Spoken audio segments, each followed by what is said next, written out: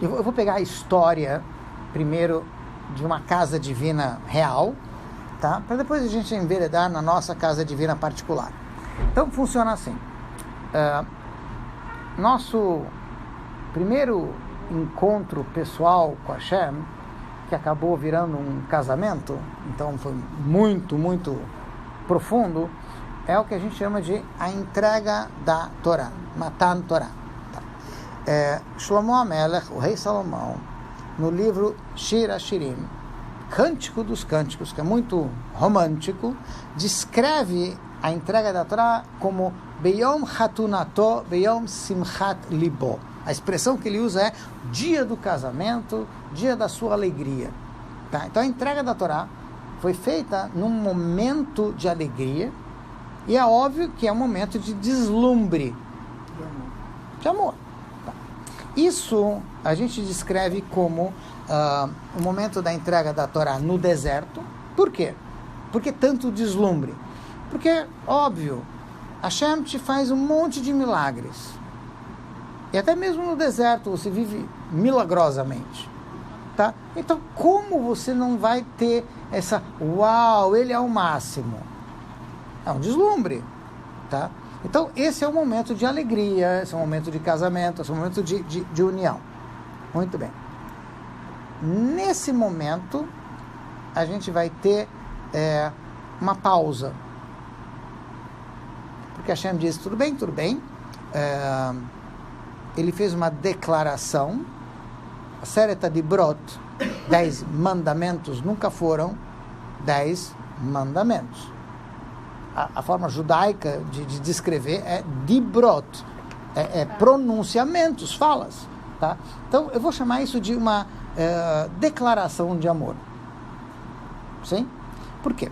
Quando ele fala Anochi Hashem Elokecha, eu sou Hashem teu Deus, é uma das coisas mais românticas que você pode ouvir de Deus. Eu sou o teu. Se alguém te disser isso, você vai se sentir, entende o que eu quero dizer? Isso é romântico. Tudo bem, é a primeira coisa que ele diz. Sim? Nesse ponto de vista, mas sim. Tem um ponto de vista que eu quero me apresentar, preste atenção, eu estou aqui, sou eu e... Sim, mas favor, a primeira coisa é eu sou teu. Depois, eis o que eu quero, eis o que eu gosto. Perfeito, tá? Mas eu gostei da ideia. Mas é a primeira frase é essa. Tá certo? Tudo bem, mas entendam, essa é a relação que ele quer com a gente. Muito bem. Passam os dias e a gente diz, eu prefiro o bezerro de ouro. Tipo, entende o que eu quero dizer? Então assim, fica um negócio meio estranho. Tá? Então isso mexe com o relacionamento. Tá? Eu não estou entrando nos detalhes, óbvio, até porque não é aqui o momento, tá? Mas o que aconteceu? Você teve uma virada muito grande nesse relacionamento. Tá? Enfim, eventualmente Moshe Rabbeinu, que é um bom Shadchan, ele vai lá e coloca as coisas em ordem de novo e finalmente a gente fala, tá bom. Então vamos agora reatar. O que aconteceu? No momento em que eles receberam as Luchot Abrit, as tábuas do pacto, da aliança, era o momento de dar a aliança. Porque a aliança, a ideia é de aquilo que une os dois. Sim? Então, no judaísmo, só tem uma aliança, não tem duas. Ou seja, é um objeto que pertence ao noivo e que fica com a noiva. Ou seja, é um denominador comum, é pacto, é algo que une os dois. Então, as tábuas da lei eram divinas, eram de Hashem, e ficaram conosco. Tá. Não ficaram porque houve um estremecimento nessa relação, e aí então quebrou-se a aliança. Tá. Passa mais um tempo e finalmente a gente volta a reatar. Quando acontece isso? Yom Kippur. Tá? Então, a gente aprende mais uma coisa importante. Os relacionamentos sofrem altos e baixos, mas eles voltam a se tornar estáveis quando existe perdão. Sem isso, não há estabilidade. Porque a gente é humano e a gente é falho. Então, sem ter perdão, você não tem como reatar. Sim? Então, aí sim, finalmente nós recebemos as Luchot, a segunda edição das Luchot, que ficaram no Aron HaKodesh, na Arca Sagrada, quando? Yom Kippur. Sim? Acaba Yom Kippur, e Hashem diz para a gente, Ve'asu li migdash, façam para mim uma casa. Então, eu volto àquela frase original, que deu o título para essa aula, que é, quem casa, quer casa. Entende o que eu quero dizer? Ou seja, achei muito interessante isso, de que os relacionamentos são mais estáveis, duradouros, quando há perdão. Tem que ter perdão. Que Sim, lindo. faz parte. E o nosso relacionamento com Hashem é assim. Tá? Então, assim, se o nosso relacionamento com Hashem é assim, é óbvio que isso tem que refletir nos nossos relacionamentos também. A gente tem que ter essa capacidade de saber perdoar, de saber também reatar. Tem que ter isso também dentro do nosso relacionamento. Tá bom. E aí vem a ordem, façam para mim um mikdash, um santuário, veshachanti betocham, e eu vou morar dentro de vocês. Sim? Então é interessante. Hashem pede para fazer uma casa. Ele diz, não vou morar na casa. Eu vou morar em vocês. Vocês me fazem a casa. Mas eu vou morar em vocês. Tá. O que significa isso? Na prática, a gente tinha que construir um local do jeito que ele quer. Sim? Ou seja, a casa tem que ser com a planta dele. Sim?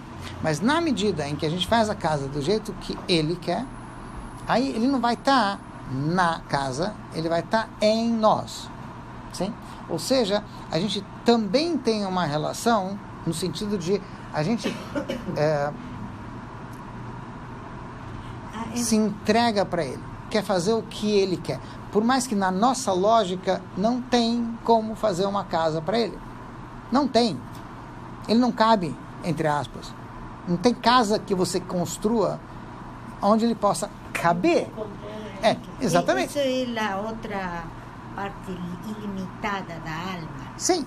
Que está em todos nós. Sim. E o outro é o material, a construção. Sim. Então, a ideia seria assim, se Hashem é ilimitado, que tipo de casa eu posso fazer para ele? Eu não tenho como construir uma... Sim, mas, então eu não tenho como construir para ele uma casa ilimitada. Ele fala, não, eu não pedi casa ilimitada, eu quero uma casa limitada, eu te dou tamanho, altura, comprimento, o que tem que ter, os móveis da casa, eu te falo tudinho como tem que fazer. Exatamente o que fazer, aonde colocar cada coisa. Sim? Mas saiba que eu não moro na casa, eu moro em você. Então, no fundo, você constrói um Beit HaMikdash fora e um Beit HaMikdash dentro. As duas coisas. Tá? Então, você tem dois pontos que eu vou chamar de pontos centrais no Beit HaMikdash. E dali a gente vai trabalhar um pouquinho como que ele se encontra dentro de nós também. Então, você tem um ponto que é o que a gente vê na parte exterior do Beit HaMikdash, que é um mizbeach, um altar, onde se faz korbanot, sacrifícios. Que esse foi destruído. Também. O outro também. A outra parte também. Tá? Ou seja, a parte dos sacrifícios foi destruída, mas tem o lugar mais sagrado do Beit HaMikdash. Ou seja, eu vou colocar o Beit HaMikdash de uma forma um pouquinho mais física. Seria assim. São os dois Beit HaMikdash que existem. Um físico foi destruído. Ah, não, tudo bem, tem o espiritual. Mas vamos falar do físico, tá? Então, olha assim. Então vamos lá, vamos voltar para o físico. Você teria mais ou menos a seguinte ideia: você tem um quintal, você tem a sala de estar e você tem o dormitório. Colocando em termos simples. Tá? Então você tem no quintal, como a gente já comentou em outras ocasiões, é o lugar onde se faz churrasco. Sim. Aí depois tem a sala de estar, onde serve a janta, enfim. Tá? Depois tem o dormitório. No Beit HaMikdash, você tem o Hatzer, o pátio, que é onde se faz os korbanot, tá? Depois você tem o Kodesh, que é a parte mais interna, onde tem, entre outras coisas, o Shulchan Lechem Hapanim, por assim dizer, onde se serve, por assim dizer, o jantar, não sei se a palavra é essa, mas que seja, é um lugar onde você está mais na intimidade, mas ainda não é aquela intimidade toda. Você está em casa, você está dentro, tudo bem. Tem uma menorá iluminando a sua janta, enfim. Tá? Tem um ktoret, só entra os kohanim, é o pessoal mais íntimo, tá? Muito bem. Tá? E aí você tem o dormitório, que é onde fica o Aron HaKodesh, a Arca Sagrada. Sim, e aí só o Kohen Gadol, Yom Kippur. Tá. Então, a ideia aqui é a seguinte: você tem a sua missão no mundo externo, o pátio, você tem a sua missão no mundo interno e você tem a sua intimidade com Hashem. Você tem essas três coisas. No mundo externo, ou seja, na nossa relação com o pátio, com o lugar aberto, exposto, como é que funciona? Eu tenho que pegar um animal, colocá-lo sobre a lenha que se encontra em cima do Mizbeach. Esse animal tem que ser colocado junto com sal, entre outras coisas. E aí, então, você com o seu fogo vai lá e queima o animal. A gente já comentou antes, em outras ocasiões, se faz o abate kasher do animal, tudo bem. Tá. O Alter Rebbe pega toda essa questão do Korban e ele explica que isso se aplica na vida de cada um de nós. Não é apenas o Korban no Beit HaMikdash, tá? Porque senão isso não é eterno. E tudo que Hashem nos passa na Torá é eterno. Então tem que ser aplicável no nosso dia a dia. Talvez não vai ser aplicável de forma física, total, mas com certeza tem alguma aplicação, tem alguma forma de se aplicar isso. Como que se aplica isso no dia a dia? Então explica o Alter Rebbe o seguinte: a ideia de pegar um animal, lenha, um mizbeach feito de pedra, você pega sal, que também é um mineral, enfim, é a ideia de que a gente está aqui neste mundo físico para elevar a natureza, conectar o mundo, a natureza à nossa volta, com Hashem. Nós somos um ator dentro desse cenário.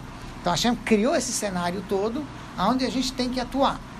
Como funciona isso? Você tem basicamente quatro reinos na natureza.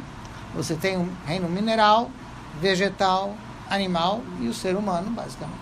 Então, quem atua? O ser humano. Muito bem. O que ele faz? Ele pega o mineral, seja na forma da pedra do Mizbeach, ou seja na forma do sal que é jogado em cada korban, em cada sacrifício. E aí, então, você pega isso e coloca sobre o vegetal, que é a lenha. Tá? E isso tudo vai ser queimado. Ou seja, a forma da gente se relacionar com Hashem é usando o fogo. Muito bem. Aonde está o fogo dentro da gente? Então o pessoal diz que está no coração. Porque é um lugar quente, tá? Que é a emoção. Porque o intelecto é frio, enquanto que a emoção é quente. Muito bem. Então o que Hashem nos diz? Ve'ahavta et Hashem Elokecha bechol levavcha, bechol nafshecha, bechol meodecha. Ame Hashem. Use o seu foguinho. Como é que você vai usar o seu foguinho? Bechol levavcha, com todo o seu coração. Bechol nafshecha, com toda a sua alma. Bechol meodecha, com todas as suas posses. Com tudo. Tudo isso você, por amor, entrega para Hashem. Tá. Então o que significa nesse caso o korban, o sacrifício, entre aspas, que a gente tem que fazer? Eu tenho que pegar esse animal e, de alguma maneira, com esse fogo, com esse amor, elevar ele para Hashem. Quem é este animal? A gente não vive mais no campo.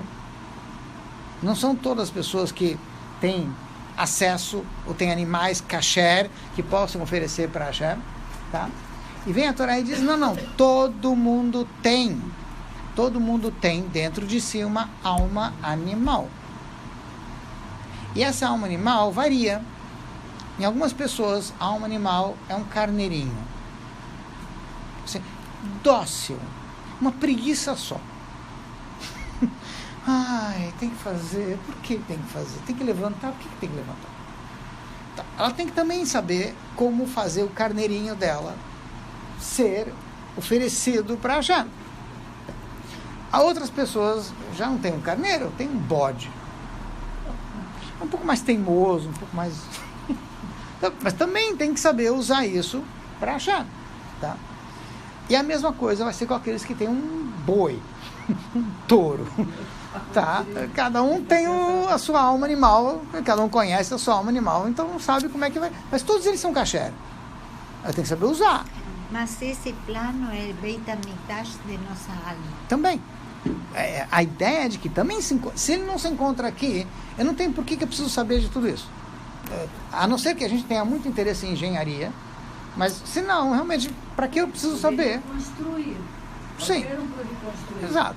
Tá? O negócio é que... É como botar isso dentro da gente. Isso é construir dentro. Dentro da gente, então, exatamente. Hashem está mais contente com a gente que aqui, que se está melhorando, que com a alma eterna. Eu não sei te dizer se está mais contente. Eu posso dizer que, com certeza, o objetivo é aqui. Porque se a Hashem quer que a gente esteja aqui... Tem aluno, sim, mas se a Hashem quer que a gente esteja aqui, então é aqui o objetivo. Muito bem. Então, o que acontece? A gente tem esse trabalho no pátio. Sei que eu posso usar o termo pátio nesse caso. Esse é o nosso trabalho com o mundo à nossa volta. Tá? A gente tem a nossa alma animal, que obviamente ela afeta o dia a dia da gente. Porque a nossa alma animal, vamos dizer assim, está muito mais envolvida com o nosso trabalho, nossa alimentação, nosso relacionamento com as pessoas, que acaba sendo muito mais para o lado animal do que para o lado divino. Tá? Seja pela questão de instinto de sobrevivência, ou seja pela questão de a gente estar vivendo com o mundo físico. Muito bem. Então, vem a Torá e diz, use isso, coloca nisso um pouco de entusiasmo divino. Tá. Para isso, a gente tem uma observação muito interessante do Baal Shem Tov, que na verdade é uma orientação dele, que é de tudo que você vê, ouve, tem como aprender algo sobre como servir a Hashem. Ou seja, no teu relacionamento no dia a dia, você tem como aprender coisas positivas e até o contrário, como não ser, daquilo que você vê. E principalmente como sim ser. Porque se a gente parar para observar tudo que está acontecendo à nossa volta, e a gente vai estar mais consciente, então, obviamente, todos aqueles sinais que a Hashem está mandando lá de cima, a gente vai ser mais sensível, vai captar melhor. Tá? Mas eu preciso estar ciente de que eu tenho uma missão. É para isso que eu estou aqui. Tá? Nem sempre a gente vai captar? Sim, nem sempre. Por que não vai captar? Porque nem sempre a gente está pronto. E nem sempre a gente sabe qual é a nossa missão. Veja bem, quando a gente fala que é muito importante estudar a Torá para saber todas as mitzvot que você tem que cumprir, não é apenas para saber os rituais.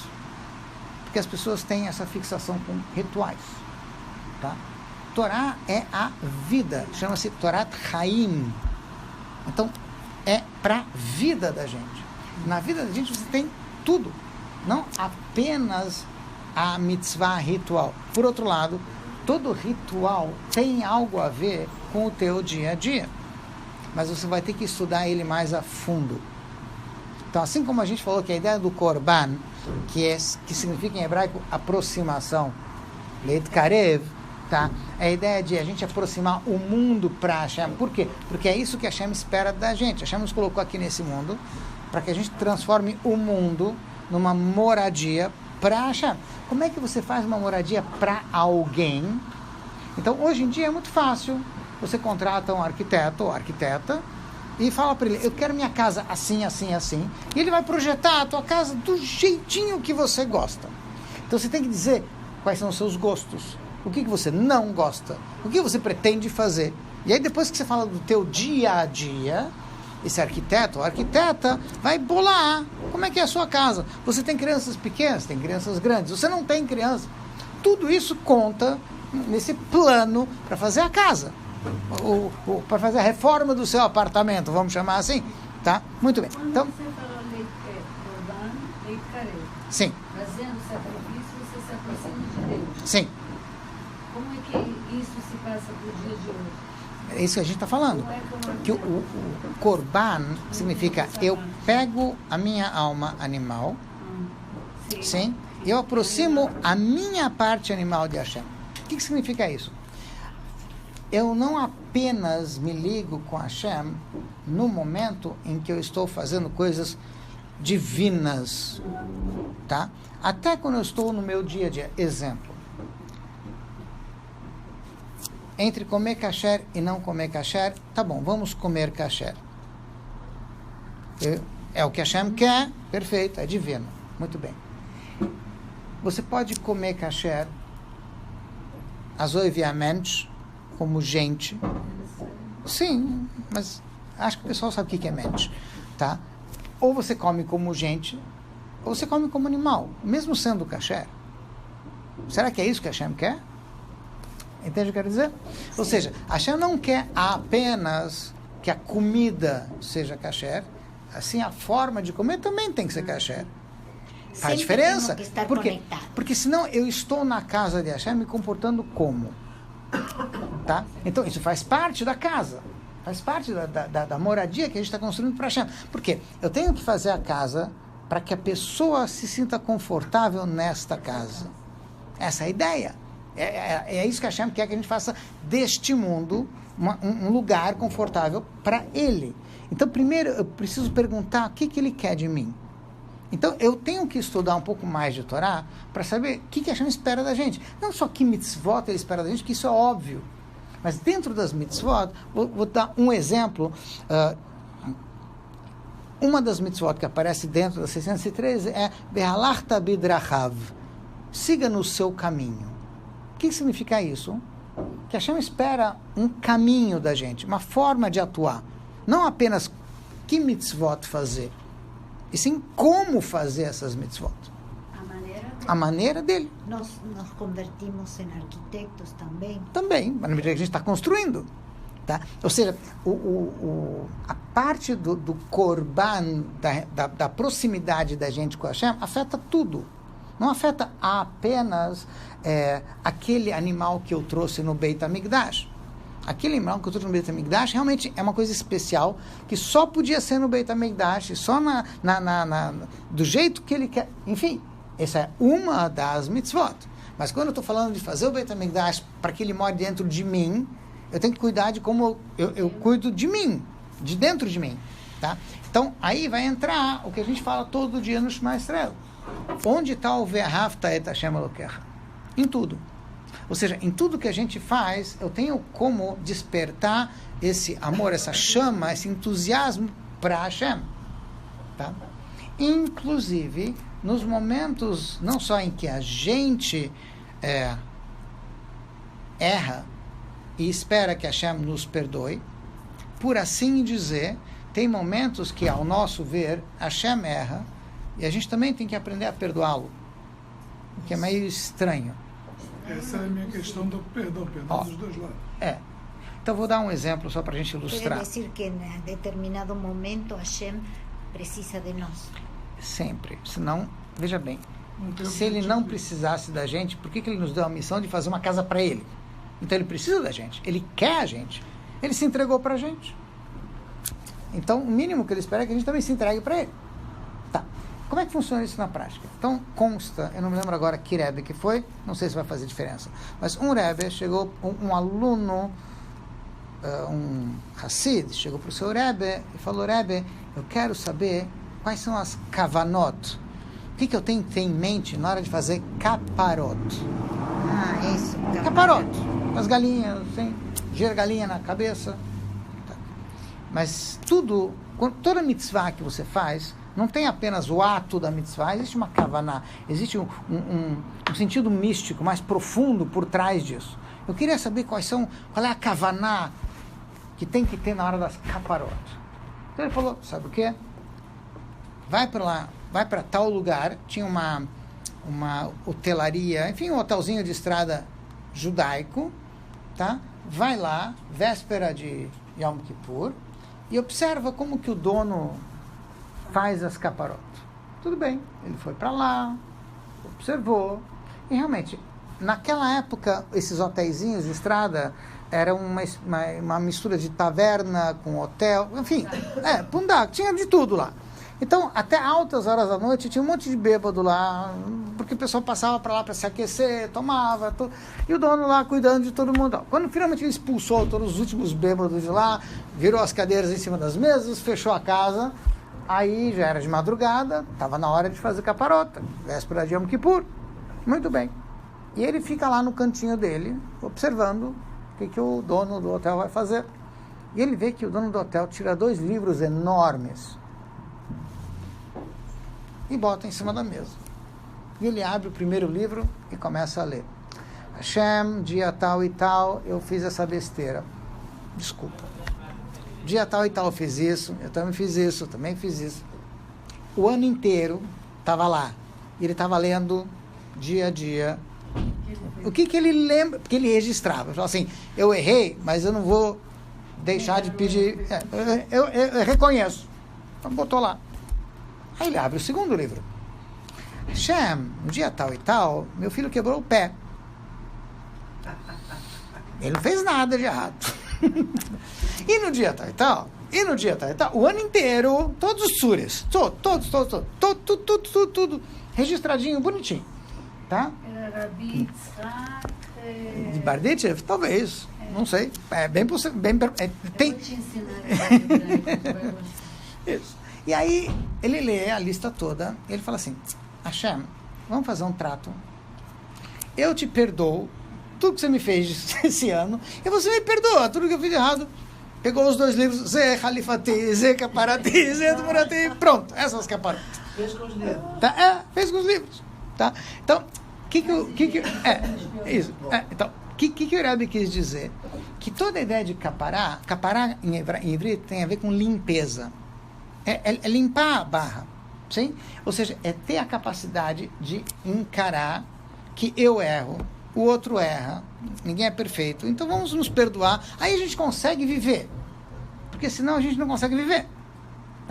Em relação a Hashem, é muito difícil dizer ele errou, mas ele aceita que a gente diga que ele errou, que a gente questiona ele. Por quê?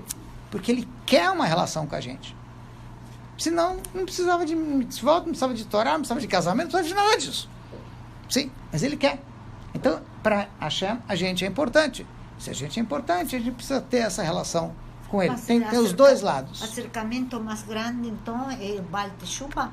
Com certeza, com certeza. Aí está lá. Veja, na prática é assim. Por quê? O Baal Teshuvah é muito mais chato. Isso que a gente encontra nos livros. Mas ele é muito mais chato. Assim, Baal Teshuvah é muito chato. Muito. Assim, muito mais chato. Veja bem.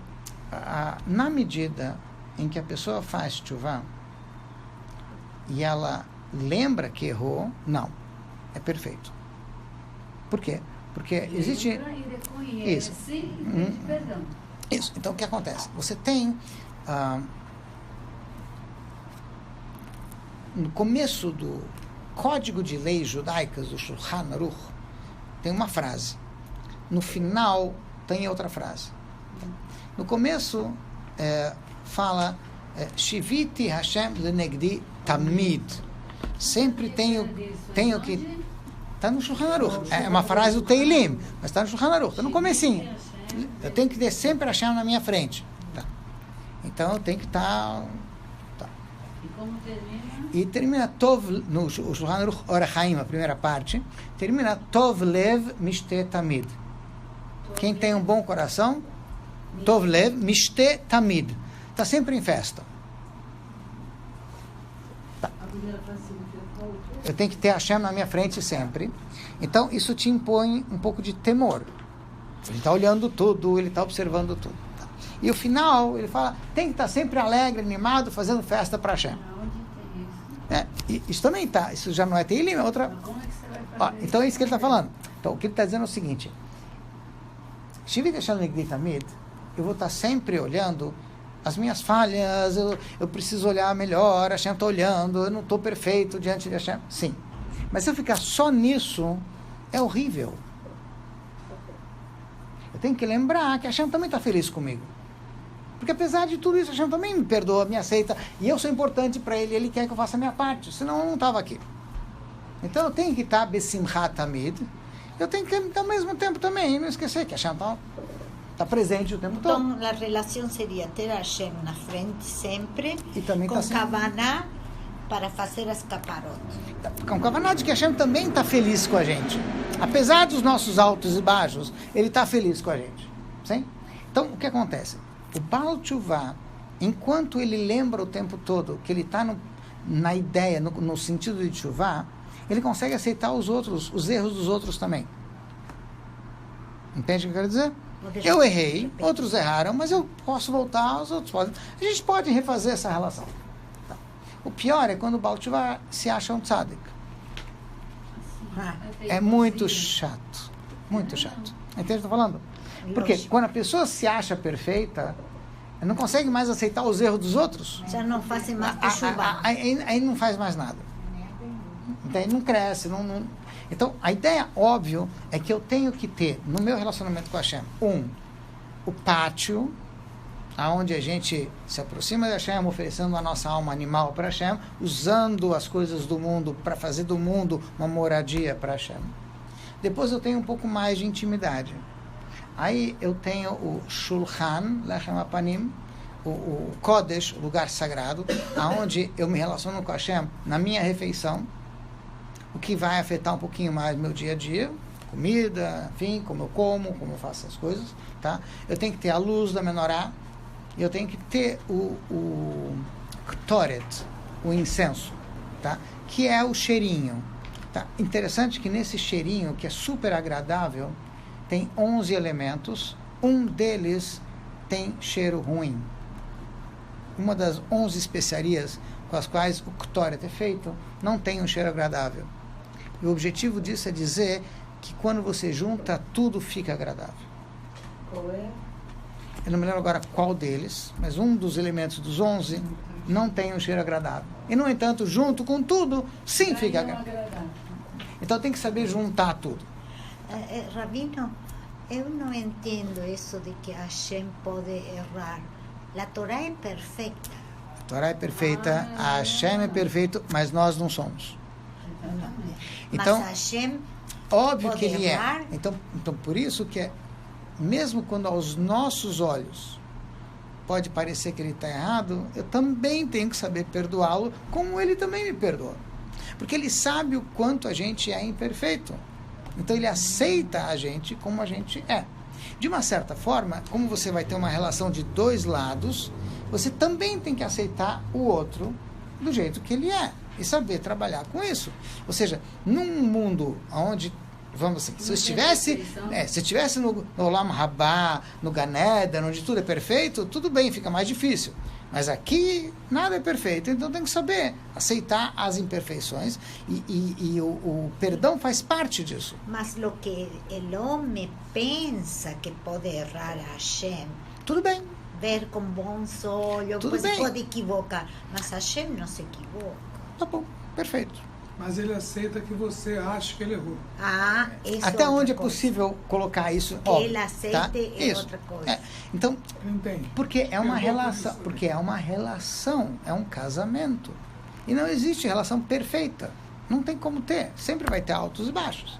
Tá? Então, se a Hashem está comparando a relação da gente com ele com uma relação entre dois seres humanos, é para a gente aceitar em todos esses aspectos também. Tá? E isso torna a relação divina. Porque a gente consegue se aceitar. Senão, não é divino. Muito bem. E aí você tem a intimidade, que é o Kodesh HaKodashim, que é onde está o Aron HaKodesh. Tá? Isso tem uma expressão no Talmud muito interessante, eu diria até muito estranha, porque no Talmud se chama o Kodesh HaKodashim de Cheder Hamitot, o quarto das camas. Isso é o máximo de intimidade. Tá? Veja, a ideia aqui é simples. O Kohen Gadol, quando entrava Yom Kippur no Kodesh HaKodashim, ele tinha que entrar com os pensamentos certos, senão ele não saía mais de lá. Um pouco aterrorizador, assim, assusta, intimida, tá? Que pensamentos são esses? Se a gente está falando de um Kohen que foi preparado para entrar lá, não entrou lá assim porque estava inspirado um belo dia, ele sabe que é Yom Kippur, ele se prepara com antecedência. Na época em que os Kohanim Gedolim nem sabiam se preparar direito, que houve uma época assim, infelizmente, os Chachamim iam lá ajudar, quer dizer, não deixavam o homem na mão, tá? Mas o que ele tinha que saber? Ele tinha que saber, quando ele entrava na intimidade de Hashem, se é que eu posso usar o termo, de que ele não tinha permissão de entrar. Hashem lhe permitiu. É diferente. Não é eu posso entrar. Hashem me permite. E isso é muito importante em qualquer relacionamento. Porque quanto mais íntimo a gente é com alguém, mais perigoso é, mais provável é que a gente vai errar. Porque chega um momento em que a gente perde a noção de respeito, perde a noção de quanto eu posso, eu não tenho permissão, deve me ser permitido, tá? E é isso que a Hashem está falando para a gente, que é o Kodesh. Agora, ali você tem o Arona Kodesh, ou seja, como é que eu sei como chegar na intimidade? Eu tenho que estudar. Ou seja, quanto mais eu estudo, quanto mais profundamente eu entro na Torá, mais eu vou ter uma noção de até onde eu tenho permissão de entrar ou não. O que é a intimidade, o que não é. O que sim tem a ver ou não tem a ver. Isso ofende, isso magoa, isso não magoa. Mas eu tenho que estudar. Eu não posso, numa relação entre duas pessoas, eu não posso adivinhar o que o outro pensa. Com algum tempo de convivência, talvez a gente consiga algo, tá? Mas o importante é você ter isso claro. Então você tem que perguntar. Hashem nos fez um grande favor de dizer tudo. Ele deu tudo por escrito. Vai lá e estuda. Você não precisa vir me perguntar pessoalmente, que é um pouquinho mais complicado. Mas ele já te deu. Olha, é isso que eu gosto. Isso eu não gosto muito. Isso não me agrada tanto. Você não precisa mais perguntar o que te agora. Porque magoar significa que tem algo que para mim não faz diferença e para o outro pode fazer toda a diferença. E eu tenho que saber. Que se para mim não faz diferença, tudo bem, mas eu estou diante de alguém, eu preciso respeitar o outro. Na Kabbalah diz que depois dos 40 anos se pode entrar, porque não pode terminar maluco. Bom, o que o pessoal fala sobre estudar Kabbalah depois dos 40 anos, existem outras opiniões, depois de 25 anos, tá? Só para a gente dar uma ideia, está se falando sobre meditação, não estudo. Porque no estudo, ou você entende, ou você não entende. Não dá para ficar tão maluco de uma vez. Quando a pessoa começa a meditar e a viajar, aí ela corre o risco de ela perder o rumo. Aí sim, aí é mais perigoso. Tá? Então, tudo bem, tem esse lado que eu diria que tem mais a ver com o lado como o cara vai ficar maluco estudando Kabbalah. Tá? Mas o que a gente está falando aqui é de coisas mais simples. Você não precisa nem ir tão longe. Tá? À medida que a gente estuda um pouquinho mais, a gente vai ter uma noção muito mais clara do que a Hashem espera da gente, o que a Hashem não espera da gente. Mas não tem como adivinhar isso. E muita gente adora fazer isso. Ah, Deus não se importa com isso, Deus perdoa. Claro que Ele perdoa, mas não se importa? Como é que você sabe? Até que ponto a gente sim sabe? Porque é importante saber se importa ou não. Até para a gente saber se deve ou não deve agir, como deve agir. Tá? Então, uma das coisas que a gente aprende, eu vou só fechar com essa ideia, porque a gente já se estendeu um pouquinho mais, das diferenças entre os vários Beit HaMikdash que a gente teve, porque todos eles são divinos. Então, isso quer dizer que, num momento, a Hashem diz assim, para mim, quarto e sala tá bom. No deserto. Não, com o Código de Kodashim até. Mas, assim, no deserto era pequenininho. Chega na época de Shlomo Melech, não, agora eu quero... Vieira solto. Um pouco mais, assim. Depois, eu não vou entrar em todos os detalhes, tá? Mas o que a gente, observando os mapas do primeiro, do Mishkan, daquele Beit HaMikdash que tinha no deserto, depois o primeiro Beit HaMikdash, depois o segundo, e a planta do terceiro que a gente também tem, que está em Yehezkel, que é esse livro que está aqui, entre outras coisas, a gente observa o seguinte: no deserto você tinha o pátio e só. O pátio com o mundo externo, vamos dizer assim, era um só, onde tinha o Mizbeach e tinha também o Kodesh Kodashim. Muito bem.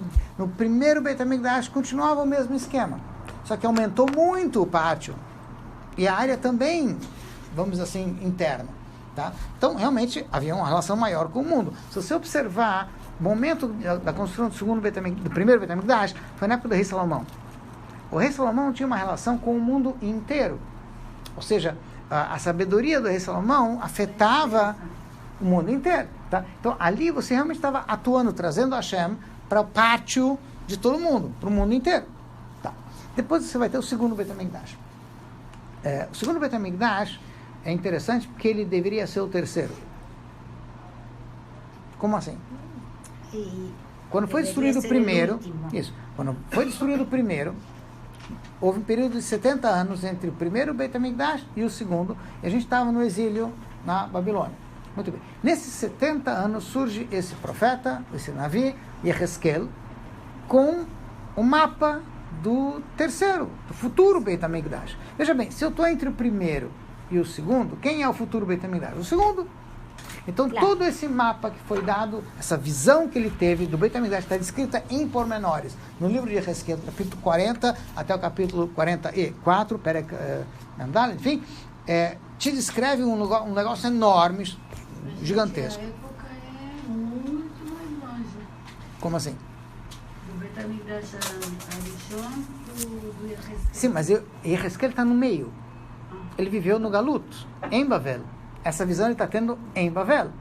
Tá? Então, ele está um pouco antes do segundo, está mais próximo do segundo Beit HaMikdash. No entanto, quando chega a hora de construir o segundo Beit HaMikdash, Yehezkel não está mais presente. Nós vamos ter outros 3 profetas, Hagai, Zechariah e Malachi. Esses 3 profetas te falam assim: pessoal, lembra daquela planta que Yehezkel fez? Pois é, mudança de planos.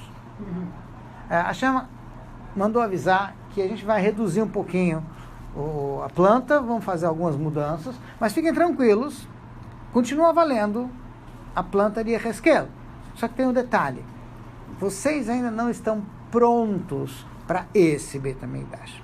Então vamos ficar com um modelo reduzido, um híbrido, uma mistura do primeiro, da planta do templo do rei Salomão, com a planta futura de Yehezkel. Tem um pouquinho, alguns elementos do primeiro, alguns elementos do segundo. Que elemento a gente vê claramente no segundo Beit HaMikdash que tem a ver com a planta de Yehezkel? Um segundo pátio. Tinha um pátio antes, que é onde fica o Mizbeach. Continua tendo. De repente aparece mais um na frente desse pátio. Chama-se Ezrat Nashim. Isso é a grande novidade que tem. Yehezkel? Sim. Você tem uma grande novidade que não havia isso na época do rei Salomão. Vai haver isso na época de Yehezkel. Mas qual é a diferença, então? Que no segundo Beit HaMikdash, esse pátio era pequeno. Existia, mas era pequeno. Na planta de Yehezkel, que seria basicamente essa planta, então vamos tentar comparar os dois. No segundo Beit HaMikdash,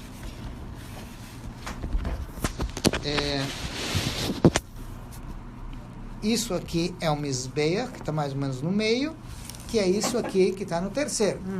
Também está no meio. Muito bem. Aqui você tem um pequeno pátio na frente do Beit HaMikdash, tá? No terceiro Beit HaMikdash, toda essa área em amarelo aqui, tudo isso em volta do Beit HaMikdash, que é uma área gigantesca comparada com o segundo, tá? Toda essa área é chamada de Ezrat Nashim. Mais para mulheres? Sim. Não porque necessariamente elas estariam lá, assim como aqui também, tá?